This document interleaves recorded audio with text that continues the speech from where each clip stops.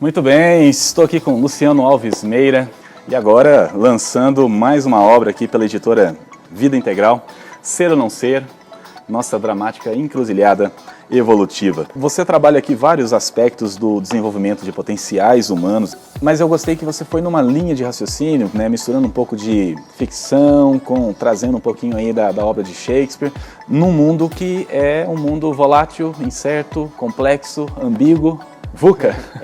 Essa sigla que foi criada pelos estrategistas do exército norte-americano naquele contexto da Guerra do Golfo, né? Eles perceberam que as estratégias criadas num dia já não tinham valor no dia seguinte. Então o mundo está mudando e mudando numa taxa de aceleração muito alta, né? Foi isso que eles perceberam. Todos nós estamos sentindo essa volatilidade, essa complexidade no mundo que nós estamos vivendo. E é nesse momento que eu vejo que o ser humano, né, a nossa espécie humana, está sendo confrontada com uma espécie de encruzilhada mesmo, né? De decisões que nós vamos fazer, as pequenas e as grandes, as menores e as maiores, né? Tanto as nossas decisões pessoais, do que fazer com as nossas vidas, o nosso trabalho, nossas relações, como também as nossas decisões políticas, as nossas decisões ambientais, daí por dentro. Então a gente está vivendo esse mundo de grandes encruzilhadas, né? A gente sente isso de uma maneira muito latente. E eu achei que era a hora de gerar essa reflexão e aprofundar esse tema, porque eu acho que às vezes o debate fica muito na superfície.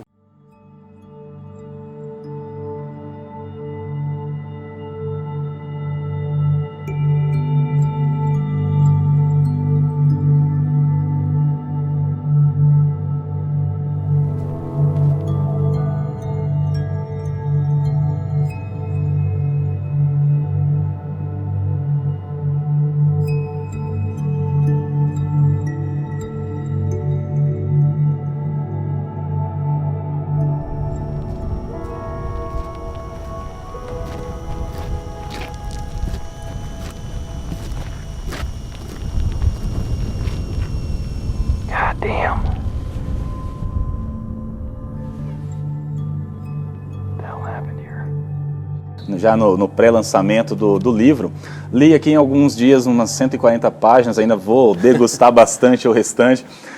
E do que eu vi aqui, eu achei também muito interessante, Luciano, que você coloca Hamlet, uma obra de Shakespeare, num contexto mais futurista, mais pós-moderno ali, 2070. Como é que é isso? Como é que você pensou nisso tudo? No livro eu conto qual foi o meu primeiro contato com a obra do Hamlet, né? Eu devo isso à minha avó, mãe do meu pai.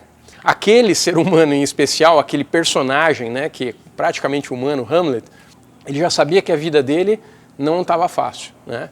Ele estava vivendo ali aquele episódio do assassinato do pai. E ele já sabia, já tinha informação de que quem tinha matado o seu pai era o tio, ou seja, o irmão do pai.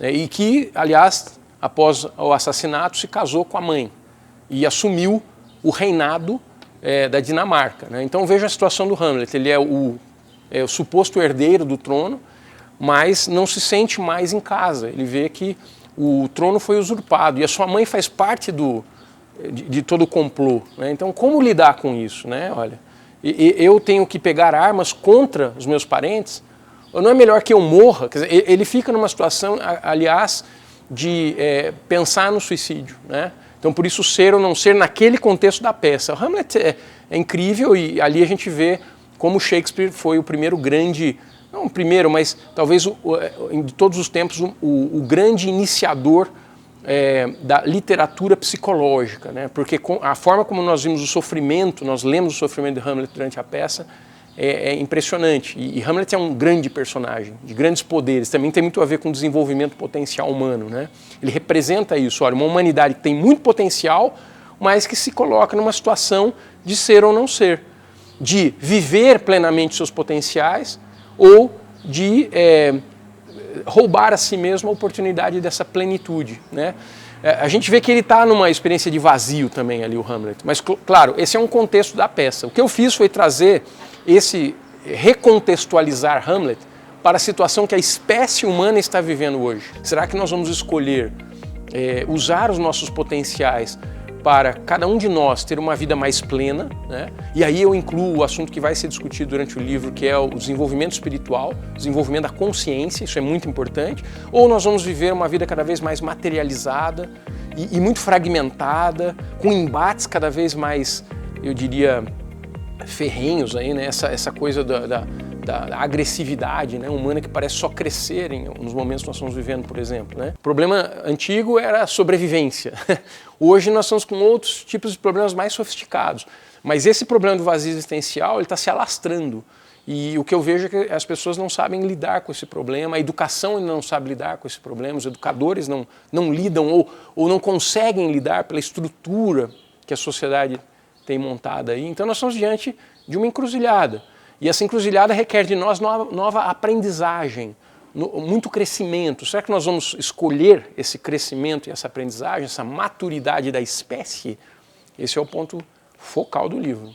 Se caminharmos para esse tipo de educação, que abre a consciência e mostra que nós não somos o que pensamos que somos, tá? Estou deixando isso em mistério, tá? Para o leitor Tem vai muito ter que conteúdo entender. para você buscar. Vai ter que entender que é o seguinte, olha, eu estou convencido de que há um grande equívoco de autoconhecimento na espécie. E a própria ideia de que a ciência, com toda a tecnologia que já surgiu no século XX, não fazia com que a vida fosse um mar de rosas, né? E se você pegar de 1970 para cá, as doenças psíquicas e emocionais aumentaram muito.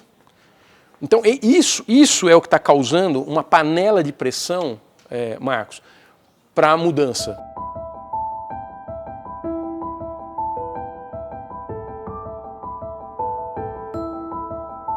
O grande sentido da existência humana é você entrar na vida com um certo nível de consciência e sair dela com um nível muito maior. Isso dá sentido à nossa existência. No fundo, o que o mundo espera do Marcos é que o Marcos seja o Marcos.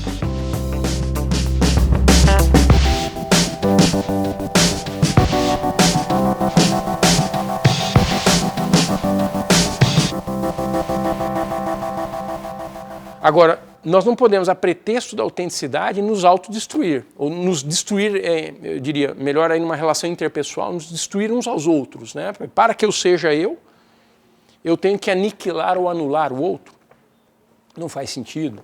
Mais relevante do que isso é entender que o ser humano tem potenciais enormes que não estão sendo usados.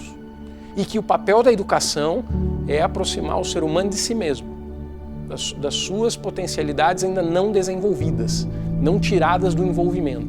Se a educação cumprir esse papel, o que vai ser a sociedade do futuro, eu deixo para que nós seres humanos, nossa espécie, conte essa história. Vai ser bonito de ver, porque nós podemos viver de formas muito melhores do que nós estamos vivendo hoje. Com certeza. Eu tenho certeza disso, eu acredito nesse potencial humano. Quem somos nós e que podemos ser? Em que seres nós podemos nos transformar nesse planeta azul que boia pelo espaço?